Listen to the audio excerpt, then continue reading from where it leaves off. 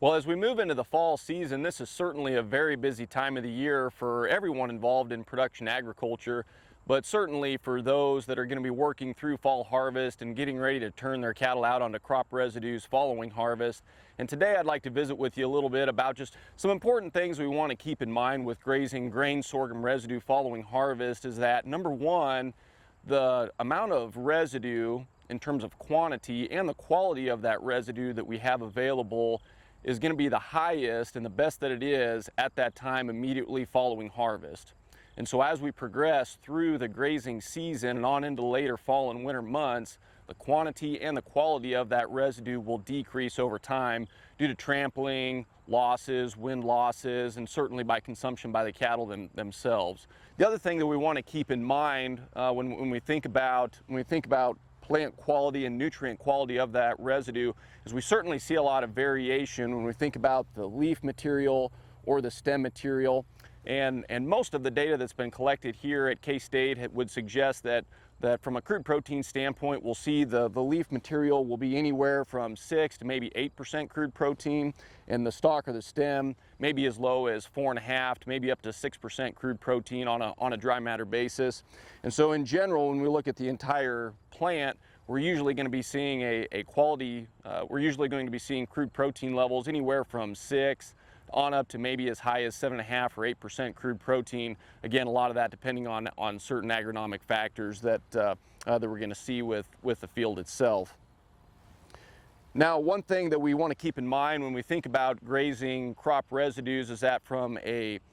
stocking rate standpoint, most of the data that's been collected over the course of time here at K-State Research and Extension would suggest that there's enough residue out there on a dry matter basis to support one non-lactating cow for 50 to 60 days per acre. And again, there is some indication that that would vary some depending on grain yield. Now, one of the important things that we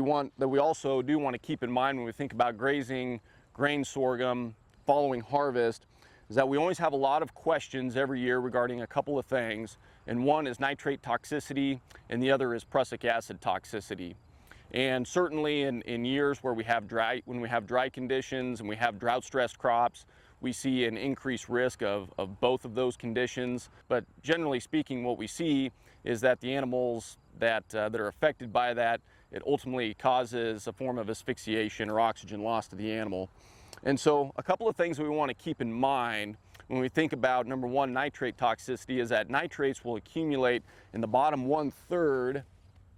or lower third of that stalk or that stem. And that's where, again, the nitrates will accumulate. And so what we want to always remember is that we don't want to put animals in that situation where we're forcing them by leaving them on those residue fields longer to graze down into the lower or bottom 1/3 of that stalk or that stem, because again, that's where the nitrates will accumulate, and we know that there's a greater risk there.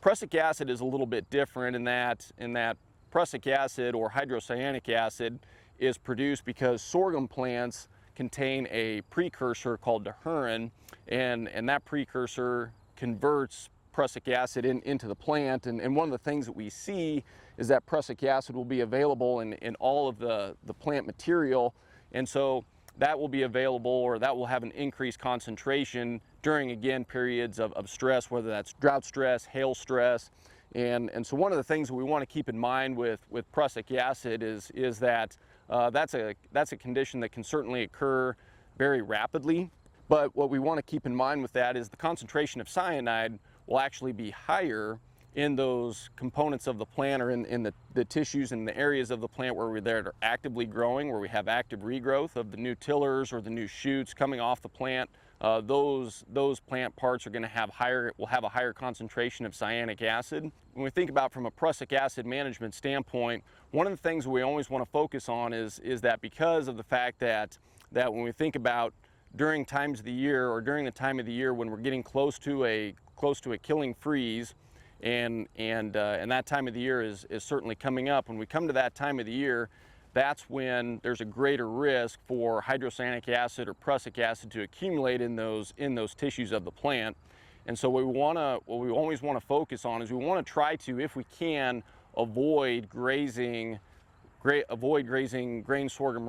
residue during that time period. So when we're getting close to having a killing freeze, but that plant is still actively growing and the temperatures are dipping down, but then they warm back up during the day, they drop back down again, they get close to freezing, and then it warms back up again during the day. Those are the time periods where that hydrocyanic acid will accumulate at the highest concentration. And so we want to try to avoid grazing grain sorghum residue or use a little bit more judicious management during that time period if we can. And so at the same time too, we want to try to avoid grazing residue for the first 5 to 7 days following a good hard killing freeze to allow that time for that cyanic gas or that cyanide to dissipate from those plant tissues and thus decrease the risk of hydrocyanic acid poisoning. But again, an important thing to keep in mind is that we can always take whole plant samples of the residue following harvest and analyze for both nitrate and prussic acid concentrations to determine our risk level there, and then make appropriate management adjustments and recommendations from there. Again, when we get into those situations where we've got high levels of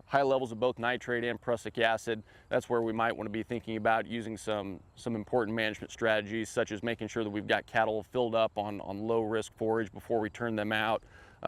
those types of things. One other thing that we always want to keep in mind, as with any crop residue, but particularly with grain sorghum, if there's an issue with lodging in the field, or we're concerned about a lot of down grain that's in the field that we were unable to pick up through the combine and harvest and it's still laying out there in the field, certainly when we get up above 10, 15, certainly up above 20 bushels to the acre of grain that's out there on the field, that's when we certainly want to use caution to minimize or reduce the risk of acidosis or founder. And so, certainly when we're in those situations where we've got that much grain drop down there on the surface of the field, we certainly want to be thinking about doing things like strip grazing or providing sodium bicarbonate, filling those cattle up with low risk forage, high quality forage prior to turning them out, those types of things as well too. So some important considerations to keep in mind. Certainly for a lot of our producers around the state, one of our limitations with grazing low quality crop residues following harvest is fence and water availability. And so if you can overcome those things, certainly grazing grain sorghum residues following harvest represents an excellent opportunity to extend the grazing season well into the fall and into the winter months and decrease our cost of production, decrease our carrying cost per cow. And it represents an excellent opportunity for a low quality forage resource. We've got a lot of additional information on grazing, not only grain sorghum residue, but other crop residues as well too. Here within K-State Research and Extension, we encourage you to reach out to your local extension unit office or your area specialist, and we'll be happy to provide you with more information.